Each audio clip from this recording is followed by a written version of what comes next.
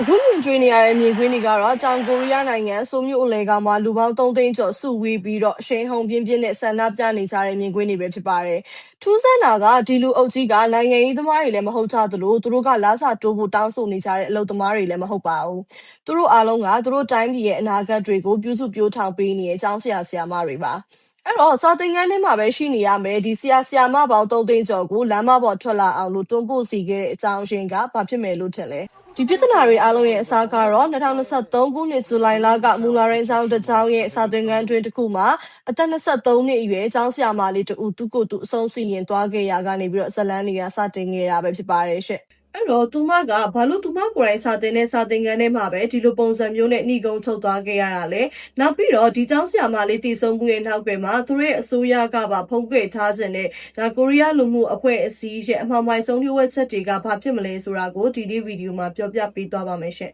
ဒါကရုပ်ရှင်နဲ့ဇလန်တပုတ်မဟုတ်ပါဘူးအသက်23နှစ်ပဲရှိသေးတယ်ဒါအနာဂတ်တွေအများကြီးကျန်နေသေးတဲ့ဆရာမလေးမင်းဆိုဟာသူကသူစာသင်တဲ့စာသင်ခန်းထဲမှာပဲအဆုံးစီရင်သွားခဲ့ရတယ်ပေါ့နော်အဲ့တော့ရဲတပ်ဖွဲ့ကသူ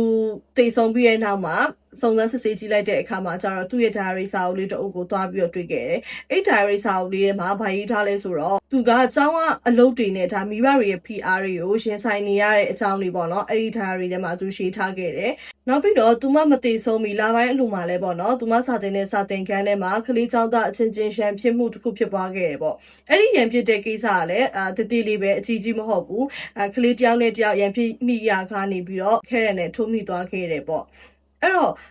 ့အဲ့ဒီနောက်ပိုင်းမှာဘာဆက်ဖြစ်လဲဆိုတော့အဲ့ဒီအပြစ်လုပ်တဲ့ကလေးရဲ့မိဘကပေါ့နော်ဒီဆရာမလေးရဲ့ကိုယ်ကိုယ်တာဖုန်းနံပါတ်ကိုဘလို့ရသွားလဲမသိဘူးဒီဆရာမလေးကိုဖုန်းတွေခေါ် message တွေတောက်လျှောက်ပို့ပြီးတော့ဒီစိတ်ပိုင်းဆိုင်ရာထိခိုက်မှုတွေပြုလုပ်ခဲ့တယ်စာထဲမှာလည်းနေကအသုံးမချတဲ့ဆရာမငါကလေးကိုဘလို့ကြည့်ရှုဆောင်ရှောက်လဲစသဖြင့်ပေါ့နော်အဲ့ထက်ဆိုတဲ့စကားလုံးတွေနဲ့ရောဒီဂျိုင်းဆိုင်တဲ့စကားလုံးတွေနဲ့ရောနေရောညပါဒီဆရာမလေးမင်းဆိုဖုန်းတွေခေါ် message တွေပို့ပြီးတော့အချိန်ချင်းစိတ်ပိုင်းဆိုင်ရာနှိမ့်ဆက်ခံခဲ့ရတယ်လို့လည်းသိရပါတယ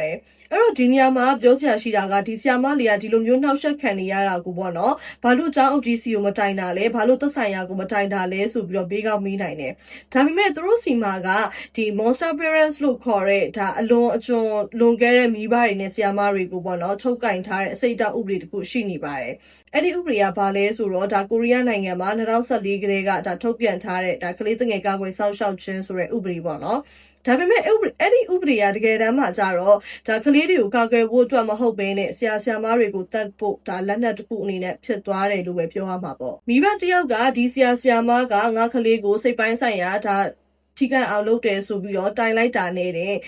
အဲ့ဒီဆရာမကလုံးဝအထောက်အထားမရှိပေါ့နော်အလုပ်ကနေပြီးတော့ရက်ဆိုင်ခံရပြီးတော့ရာဇဝတ်သားတစ်ကောင်လိုမျိုးစစ်ဆေးခံရတယ်လို့လည်းသိရပါတယ်ဘလောက်ထိဆိုလဲဆိုလို့ရှိရင်စာသင်ခန်းထဲမှာအရန်ဆိုးနေတဲ့ကလေးတယောက်ကိုပေါ့နော်ဆရာမကလှမ်းပြီးတော့မလုံးနဲ့လို့အတန်ကျအော်လိုက်တာနဲ့တဲ့ဟာဒီဆရာမကငါ့ရဲ့ကလေးကိုအော်ရဲစိတ်ပိုင်းဆိုင်ရာထိခိုက်အောင်လုပ်တယ်ဆိုပြီးတော့တိုင်တယ်နောက်ပြီးတော့အဲ့ထက်ဆိုရရဘာလဲဆိုတော့ဒါကလေးတွေကိုစာသင်ခန်းထဲမှာစတစ်ကာလေးတွေပေးပြီးတော့စူးချတဲ့အခါမျိုးတွေရှိတယ်အဲ့လိုစူးချတဲ့အခါမျိုးတွေမှာလည်းစတစ်ကာမရတဲ့ကလေးရဲ့မိဘကဟာဒီဆီယာမငါကလေးကိုစတစ်ကာမပေးလို့ဆိုပြီးတော့ဒါစိတ်ပိုင်းဆိုင်ရာထိခိုက်အောင်လုပ်တယ်ဆိုပြီးတော့ထပ်ပြီးတော့တိုင်ပြန်အောင်အဲ့လောက်တတိကိုစိုးတဲ့အခြေအနေတွေရှိတယ်ပေါ့နော်သူတို့နိုင်ငံမှာအဲ့တော့အကျိုးဆက်ကဘာဖြစ်သွားလဲဆိုတော့ဆရာမတွေကသူတို့ရဲ့တပည့်တွေကိုစာသင်ခန်းထဲမှာလုံးဝကိုမဆူရဲမထိရဲမဆုံးမရဲတော့လောက်အောင်ဒါအချောက်တရားနဲ့စာသင်နေရတဲ့ဘဝကိုရောက်သွားကြရပေါ့နော်နောက်ပြီးတော့ဒီလိုမျိုးပြဿနာတွေကိုအဆုံးစီရင်သွားခဲ့ဆရာမလေးမင်းဆိုတယောက်တည်းခံစားနေရတာတော့မဟုတ်ပါဘူးဒီအချက်လက်တွေကိုပြန်ပြီးတော့ကြည့်မယ်ဆိုလို့ရှိရင်သူတို့တောင်ကိုရီးယားနိုင်ငံမှာ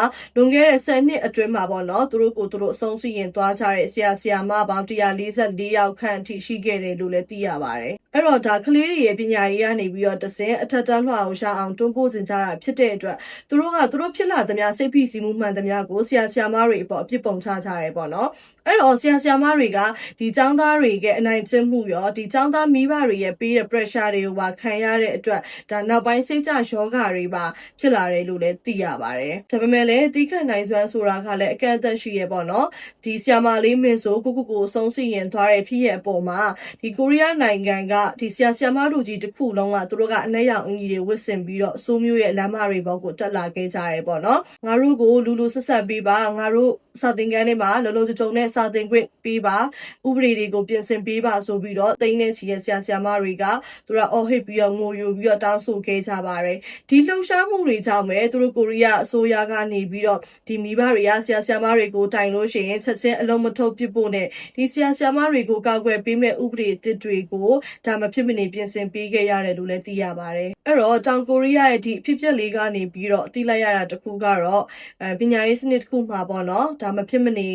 ရှိတဲ့အရာလေးတစ်ခုကဘာလဲဆိုတော့ဒီဆရာနဲ့ကျောင်းသားကြားမှာပဲဖြစ်ဖြစ်ဆရာနဲ့မိဘကြားမှာပဲဖြစ်ဖြစ်ပေါ့နော်အပြန်အလှန်လေးစားမှုဆိုတဲ့အရာလေးကတော့ဒါမဖြစ်မနေရှိတဲ့အရာလေးတစ်ခုလို့တော့မြင်မိပါတယ်ရှင့်ဆရာဆရာမတွေကလည်းဒါကိုယ့်ရဲ့တပည့်ကျောင်းသားတွေအပေါ်မှာအပြေးအဝဒါစာနားလည်ပေးမှုတွေရှိရမှာဖြစ်တယ်လို့ဒါမိဘနဲ့ကျောင်းသားတွေကလည်းဒီဆရာဆရာမတွေရဲ့ဒီဂုဏ်သိက္ခာနဲ့ပေးဆက်မှုတွေကိုပေါ့နော်တန်ဖိုးထားလေးစားဖို့ဒါလိုအပ်တယ်လို့လည်းထင်ပါတယ်အဲ့လိုမှမဟုတ်ဘဲနဲ့အပြန်အလှန်လေးစားမှုတွေပျောက်ဆုံးသွားခဲ့မယ်ဆိုလို့ရှိရင်တော့စာသင်ခန်းဟာစာသင်ခန်းနဲ့မတူတော့ဘဲနဲ့ဒါအကြောက်တရားတွေလွှမ်းမိုးမဲ့နေရာတစ်ခုဖြစ်သွားမယ်ဆိုတာပါပဲဟုတ်ကဲ့ပါဆုံးတဲ့တိကျရှုပေးတရားချင်းစီတိုင်းကိုကျေးဇူးအများကြီးတင်ပါတယ်ရှင့်အားလုံးပဲရှင်လန်းချမ်းမြေ့ကြပါစေနော်